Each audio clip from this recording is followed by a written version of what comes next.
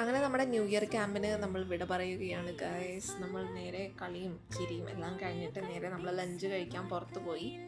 എന്നിട്ട് ലഞ്ചൊക്കെ കഴിച്ചിട്ട് നമ്മളെല്ലാവരോടും Tata bye bye പറഞ്ഞ് അവിടെ നിന്ന് പിരിഞ്ഞു കേട്ടോ. കാരണം നമ്മൾ മൂന്ന് വണ്ടിയിലായതുകൊണ്ട് അതിൻ്റേതായിട്ടുള്ളൊരു പിരിയൽ സംഭവം അവിടെ ഉണ്ടായിരുന്നു. അതുകൊണ്ട് നമ്മളെല്ലാവരോടും ടാറ്റ ബൈ ബൈ പറഞ്ഞിട്ടുണ്ടായിരുന്നു. പിന്നെ ഞങ്ങൾ പോണ വഴിക്ക് ഉപ്പിലിട്ട് സാധനങ്ങളൊക്കെ കണ്ടിട്ടോ.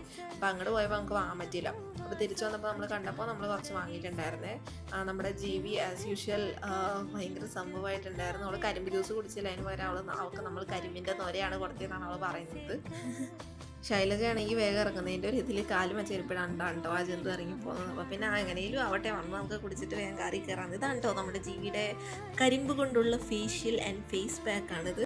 കുറേ പേര് നമ്മളെ ജീവിനെ ചോദിച്ചായിരുന്നു. അവളും തിരക്കിലായി പോയി, പിന്നെ നമ്മളും തിരക്കിലായി പോയിട്ടോ. അതാണ് പിന്നെ മീറ്റ് ചെയ്യാനൊന്നൊരു ഉണ്ടാവാനിരുന്നത്. അപ്പോൾ കഴിഞ്ഞ പ്രാവശ്യം നമ്മൾ ഒരുമിച്ചായിരുന്നു ന്യൂ ഇയർ. അപ്പോൾ ഇപ്രാവശ്യം നമ്മൾ ഒരുമിച്ചാവട്ടെ എന്ന് വിചാരിച്ചിട്ട് അവരെല്ലാവരും നമ്മുടെ കൂടെ വന്നിട്ടുണ്ടായിരുന്നു കേട്ടോ അട്ടപ്പാടിയിലേക്ക്.